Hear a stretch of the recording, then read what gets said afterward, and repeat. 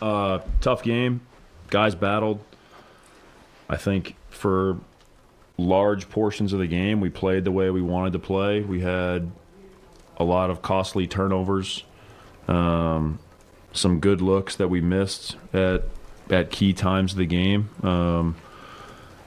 For our team to win, we have to manage situations a little bit better end of quarter. Those types of moments where we have to execute and maintain the lead that we have closing those quarters. So credit to New York. They played really hard. Their bench really hurt us tonight. They came in with great energy and, beat us on the glass, beat us in transition. They beat us doing the things that we pride ourselves on doing. So a lot to learn, but proud of the fight and thought there were, a lot of good moments of play in this game.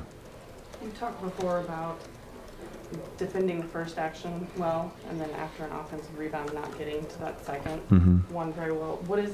What's causing you guys not to be able to get to that point? Yeah, those moments are hard to guard for anybody. The biggest thing for us is we need to give up fewer offensive rebounds, because when you go for a rebound and you don't get it, you're out of sorts. You're not necessarily matched up with the person you're supposed to be matched up with. They could have players on the perimeter that they're kicking the ball out to, and you're in a long closeout. So, again, with our team and, without having one player that's gathering all the defensive rebounds, we have to do it as a group, and we have to do a better job. With 21 turnovers, kind of what situations were you most kind of concerned about when you got those turnovers? Yeah, I think there's moments where early in the clock we're not maintaining our space. We're very tight. Sometimes we have two people cutting or trying to post up early in the clock.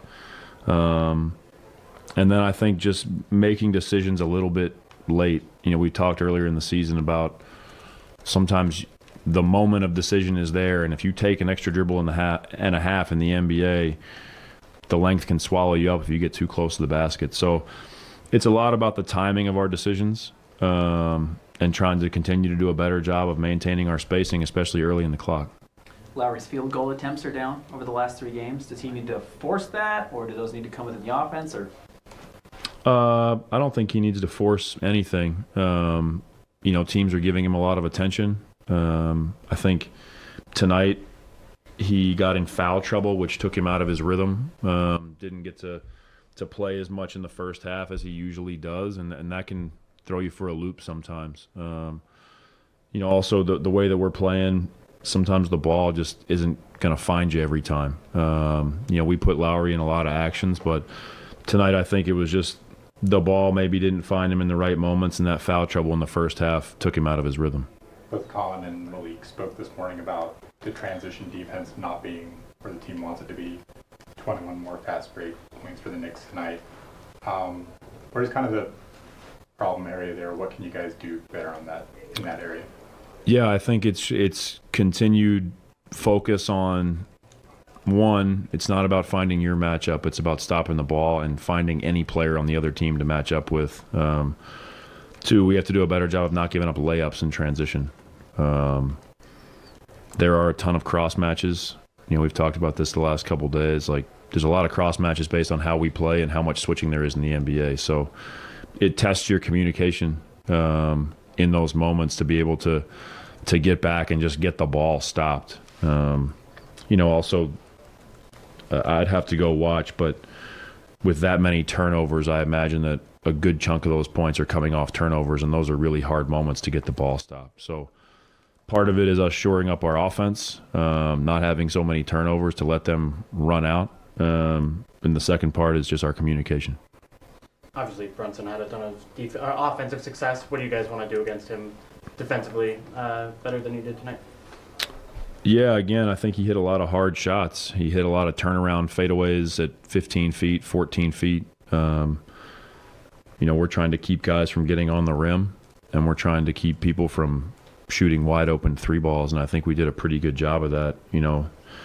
He had 25 points on 20 shots. So I understand that he made 10 field goals, but I thought a lot of those were hard. And some of that is just he's a really good player.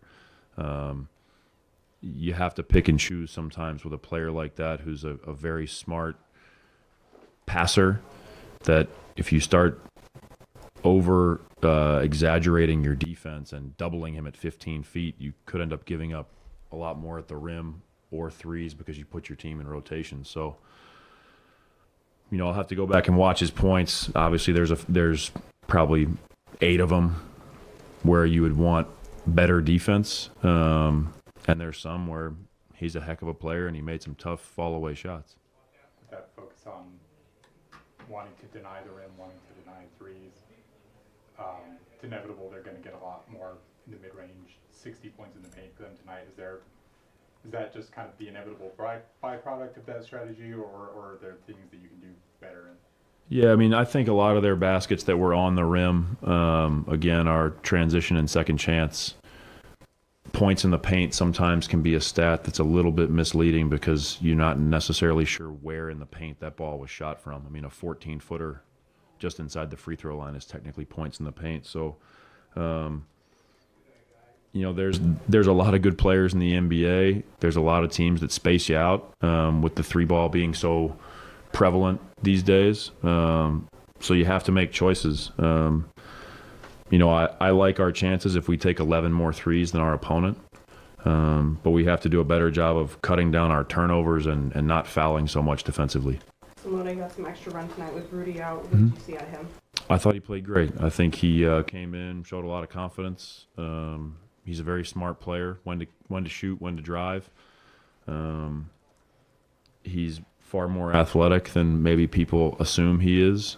He has the ability to play fast. So, after not playing real minutes for a long time, that's hard what he did tonight, and I thought he represented himself very well. Maybe we don't know a lot about him on the defensive end because we know him kind of as a shooter and as an offensive player. How did you think that he did on that side? Some good, some bad. He obviously had that big block in the first half, showed off some athleticism and some hustle there. But, teams are going to try to put him in a lot of pick and roll, I would assume. And I thought there were a couple times, especially on Quickly, where he got caught too low, a little bit under the three-point line, and needs to do a little bit better job of getting up into the ball and closing the gap so he's not so easy to screen. But overall, his understanding of team defense is very good. It's crazy. He's 26. He's been a pro since he was 16. So he's new to the NBA, but he's not new to pro basketball. He's a very smart player, and there's definitely things on the defensive end that he can continue to clean up. Do you feel like New York did anything specific to disrupt the offense, or was it just guys missing open shots? New York, any team under Tibbs is going to be very physical, and I thought they did that tonight.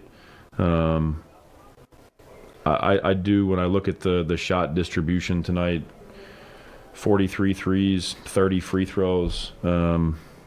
I think we did a pretty good job getting shots that we wanted to get. We just have to take care of the ball. It puts you behind the curve. It kind of can ruin your momentum as a team. But Tibbs is a great defensive mind and always has been. His teams really compete, and they're very physical. So I think there were certain moments where they may have taken us out of our rhythm. But I do think that a lot of the shots that I saw, I was happy with, and they just didn't go. Very good. Thank you. Thank you. Thanks, guys. Thank you.